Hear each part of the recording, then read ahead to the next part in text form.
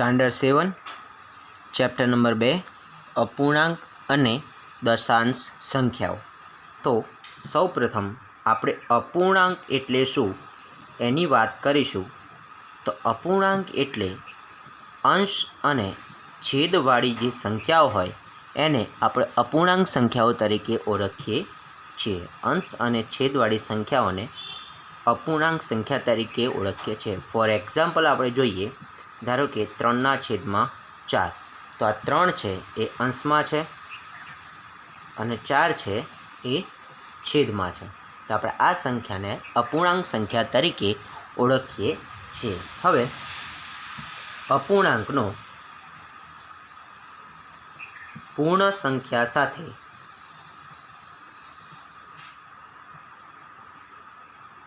गुणाकार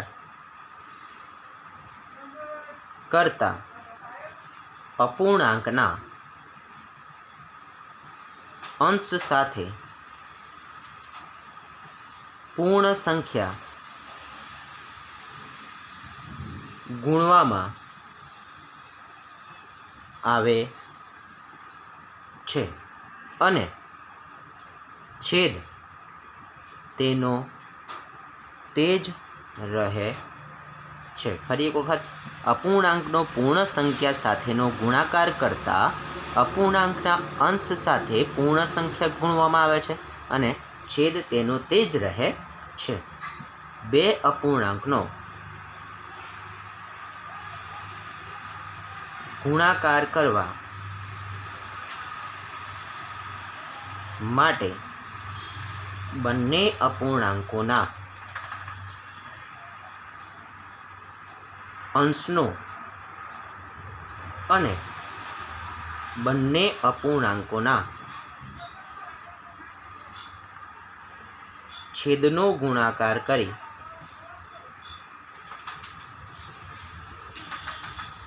अंशनो गुणाकार अंशमां अने छेदनो गुणाकार छेदमां मुकाय छे। फॉर एक्जाम्पल आपणे जोईशुं के बे अपूर्णांकनो गुणाकार करवा माटे बंने अपूर्णांकोना अंशनो अने बंने अपूर्णांकोना छेदनो गुणाकार करी अंशनो गुणाकार अंशमां अने छेदनो गुणाकार छेदमां मुकाय छे। धारो के आपणे जोईए के 2/3 गुण्या 3/4 आ बे अपूर्णांक आपेला छे। हवे आ बे अपूर्णांकोनो गुणाकार करवो होय तो अंशनो गुणाकार छेदनो गुणाकार माटे 2 × 3 छेदमां 3 × 4 बराबर 2 तेरी 6 4 तेरी 12। हवे आपणे जोईए तो 6/12 संख्या आपणे मळी, पण एनुं जो अति संक्षिप्त रूप शक्य होय तो एनुं बनाववानुं। तो 2 वडे भाग चालशे 2 3 2 6 3 2 6। तो आपणे परिणाम मळे छे 1/2। तो आ रीतना आपणे जोईए तो अंशनो गुणाकार छेदनो गुणाकार करी अंशनो गुणाकार अंशमां अने छेदनो गुणाकार छेदमां मुकाय छे। जेनो छेद करता अंश नानो होय ते शुद्ध अपूर्णांक कहेवाय छे। जेनो छेद करता अंश नानो होय ते अपूर्णांक ने शुद्ध अपूर्णांक कहेवाय छे। धारो के आपणे जोईए के छेद करता अंश नानो होय मतलब के अंश नानो राखीए छेद मोटो राखीए तो 2/3 आ अंश छे आ 3 छे ए छेद छे तो आ अंश नानो छे अने छेद छे ए मोटो छे। तो आने आपणे शुद्ध अपूर्णांक कही शकीए। हवे आपणे जोईए अशुद्ध अपूर्णांक।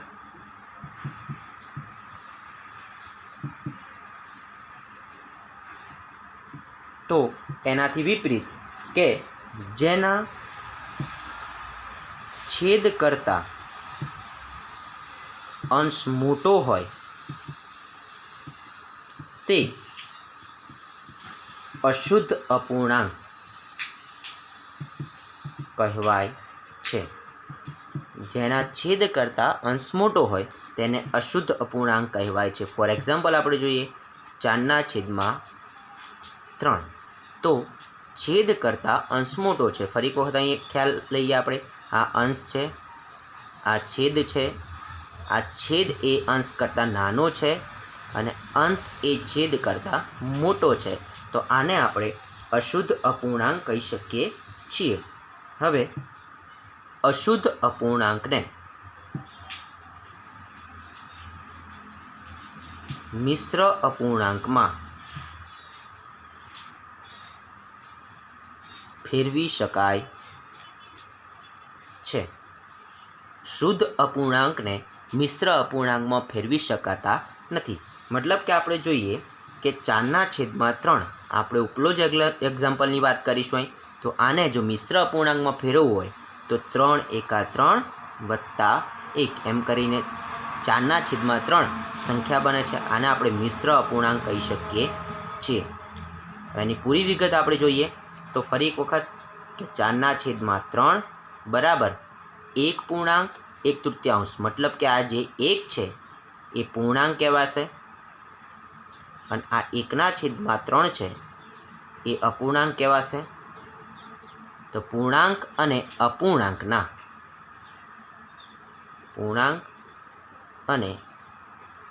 અપૂર્ણાંકના છેદનો ગુણાકાર કરવો અને ત્યારબાદ અંશ સાથે ઉમેરવો એટલે મિશ્ર અપૂર્ણાંકમાંથી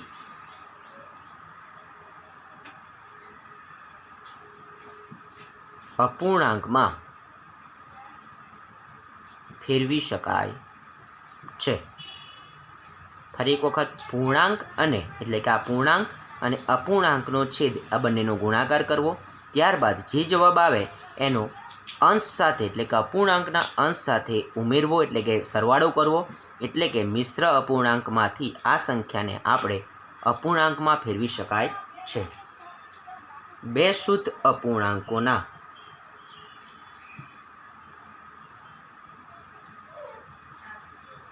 ગુણાકાર તે બે અપૂર્ણાંકો કરતાં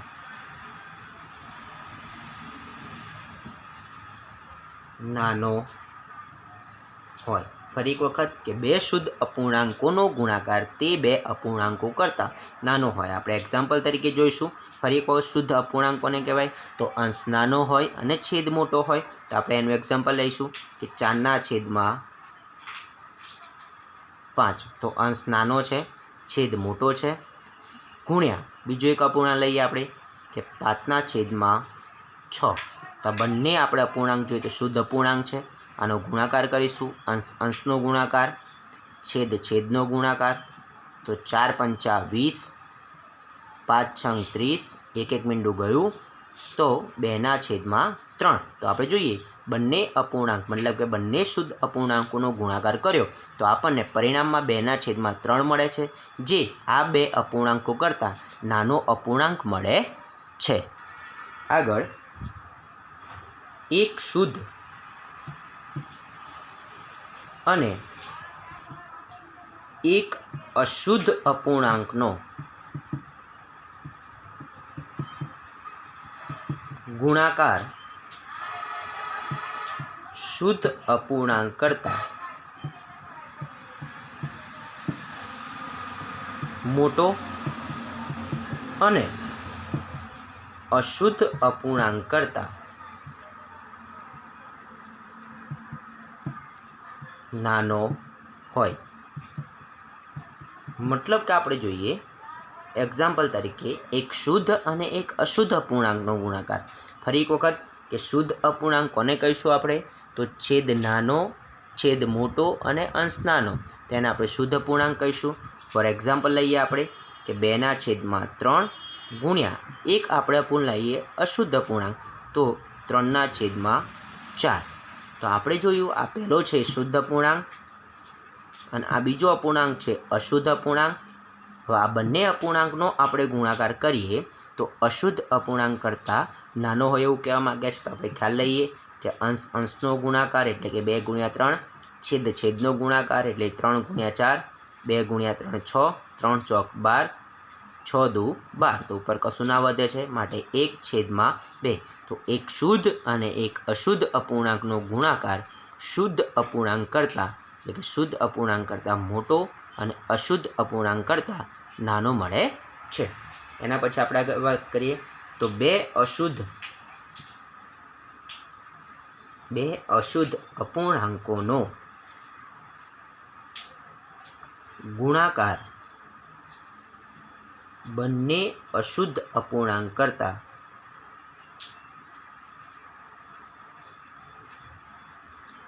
મોટો હોય છે।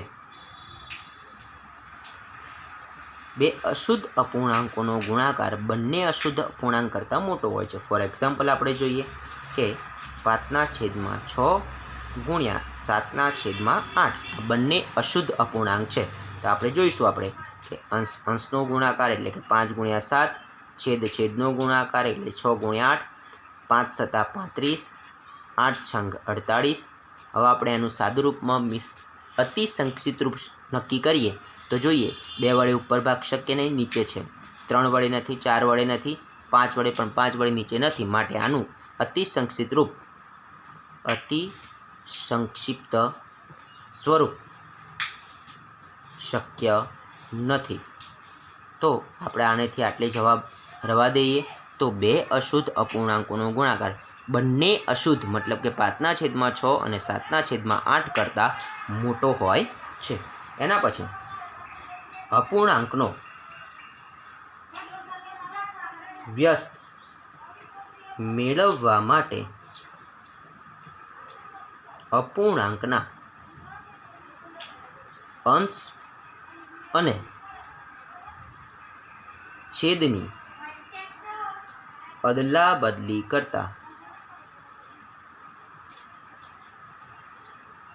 કરવામાં આવે છે।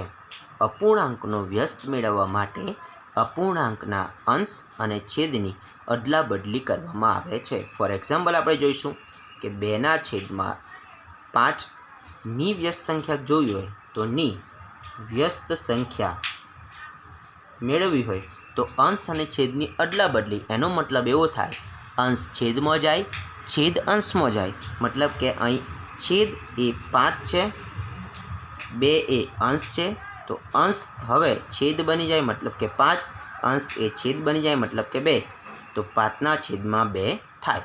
તમારામાં એક વસ્તુ યાદ રાખવાની છે એ હું બતાવી દઉં છું કે ધારો કે એવું પૂછાય કે -2/5ની વ્યસ્ત સંખ્યા જોવી હોય તો એ વ્યસ્ત સંખ્યા મેળવવા માટે આપણે આનું આ જ કરીશું કે 5/2, પણ આપણે જે માઇનસ ચિહ્ન છે એ ચિહ્ન એના એ જ સ્થાન પર મૂકીશું, મતલબ કે માઇનસ એ અંશમાં છે તો આપણે અંશમાં જ માઇનસ મૂકી શકાય છે, મતલબ કે -5/2 થાય।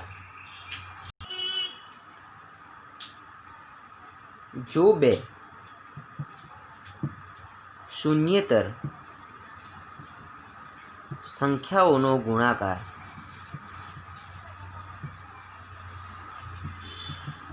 એક મળે તો તે બે સંખ્યાઓ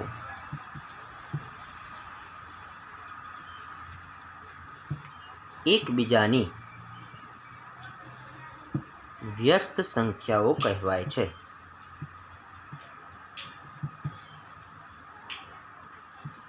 જો બે શૂન્યેતર સંખ્યાઓનો ગુણાકાર 1 મળે તો બે સંખ્યાઓને એકબીજાની વ્યસ્ત સંખ્યાઓ કહેવામાં આવે છે। મતલબ કે આપણે જોઈએ તો ધારો કે 2/3ની વ્યસ્ત સંખ્યા 3/2 થાય। તો આ વ્યસ્ત સંખ્યા આપણે જોવું હોય તો 2/3 ગુણ્યા 3/2, તો 2 તેરી 6, 3 દુ 6 બરાબર 1 થાય છે। તો આ બે સંખ્યાઓને એકબીજાની વ્યસ્ત સંખ્યાઓ કહેવામાં આવે છે। એના પછી અપૂર્ણાંકનો પૂર્ણ સંખ્યા વડે ભાગાકાર કરવા માટે અપૂર્ણાંકને પૂર્ણ સંખ્યાના વ્યસ્ત વડે ગુણવામાં આવે છે. એક અપૂર્ણાંકનો બીજા અપૂર્ણાંક વડે ભાગાકાર કરવા માટે અપૂર્ણાંકને બીજા અપૂર્ણાંકના વ્યસ્ત વડે ગુણવામાં આવે છે. એનો મતલબ એવો થાય, આપણે એક્ઝામ્પલ તરીકે જોઈશું કે એક અપૂર્ણાંકનો બીજા અપૂર્ણાંક વડે ભાગાકાર કરવા માટે અપૂર્ણાંકને બીજા અપૂર્ણાંકના વ્યસ્ત વડે ગુણવામાં આવે છે. ફોર એક્ઝામ્પલ આપણે જોઈએ કે 8/9 ભાગ્યા 7/3. તો આ રીતના બે અપૂર્ણાંક આપેલા છે. તો બે અપૂર્ણાંકોનો ભાગાકાર શક્ય નથી, માટે પહેલો અપૂર્ણાંક આપણે એમનેમ રાખીશું. તો 8/9 ભાગ્યાનું થઈ જાય ગુણ્યા, તો બાજુનો અપૂર્ણાંક છે એનો વ્યસ્ત કરવો પડે, મતલબ કે 7/3ની વ્યસ્ત સંખ્યા થાય. 7 એ અંશમાં તો છેદમાં જાય, 3 એ છેદમાં તો અંશમાં જાય. તો 7/3ની વ્યસ્ત સંખ્યા થાય 3/7. તો હવે અંશનો ગુણાકાર એટલે કે 8 × 3, છેદનો ગુણાકાર એટલે કે 9 × 7, 8 તેરી 24, 9 સિત્યું 63. એનાથી આગળ એનું અતિ સંક્ષિપ્ત રૂપ શક્ય નથી. તો આ રીતના આપણે બે અપૂર્ણાંકોનો ભાગાકાર મેળવી શકીએ છીએ. દશાંશ સંખ્યાને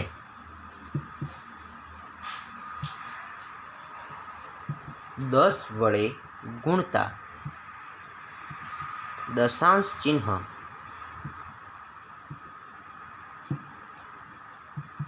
એક દશાંશ સ્થળ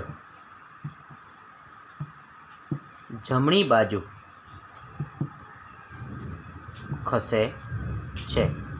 દશાંશ સંખ્યાને 10 વડે ગુણતા દશાંશ ચિહ્ન એક દશાંશ સ્થળ જમણી બાજુ ખસે છે. એમ દશાંશ સંખ્યાને 100 વડે ગુણતા દશાંશ ચિહ્ન બે દશાંશ સ્થળ જમણી બાજુ ખસે છે. દશાંશ સંખ્યાને 1000 વડે ગુણતા દશાંશ ચિહ્ન 3 દશાંશ સ્થળ જમણી બાજુ ખસે છે. આપણે જોયું કે જો દશાંશ સંખ્યાને 10 વડે ગુણો તો એક દશાંશ સ્થળ, તમારે એવું યાદ રાખવાનું કે 1 શૂન્ય હોય તો એક દશાંશ સ્થળ જમણી બાજુ ખસે, 2 શૂન્ય હોય તો 2 દશાંશ સ્થળ જમણી બાજુ ખસે, અને 3 શૂન્ય હોય તો 3 દશાંશ સ્થળ જમણી બાજુ ખસે છે. જો ગુણાકારમાં જોઈએ આપણે તો અહીં 10 વડે ગુણતા એટલે કે ગુણાકારમાં, તો ગુણાકારમાં હોય તો જમણી બાજુ ખસે, ભાગાકારમાં હોય તો ડાબી બાજુ. એની વાત કરીશું આપણે કે દશાંશ સંખ્યાને 10 વડે ભાગતા દશાંશ ચિહ્ન એક દશાંશ સ્થળ ડાબી બાજુ ખસે છે. એ રીતના 1 શૂન્ય છે તો એક બાજુ, દશાંશ સંખ્યાને 100 વડે ભાગતા દશાંશ ચિહ્ન બે દશાંશ સ્થળ ડાબી બાજુ ખસે છે. હવે 3 શૂન્ય હોય તો 3 બાજુ. દશાંશ સંખ્યાને 1000 વડે ભાગતા દશાંશ ચિહ્ન 3 દશાંશ સ્થળ ડાબી બાજુ ખસે છે. જો ગુણાકાર કરીએ તો જમણી બાજુ ખસે અને ભાગાકાર કરીએ તો ડાબી બાજુ ખસે છે।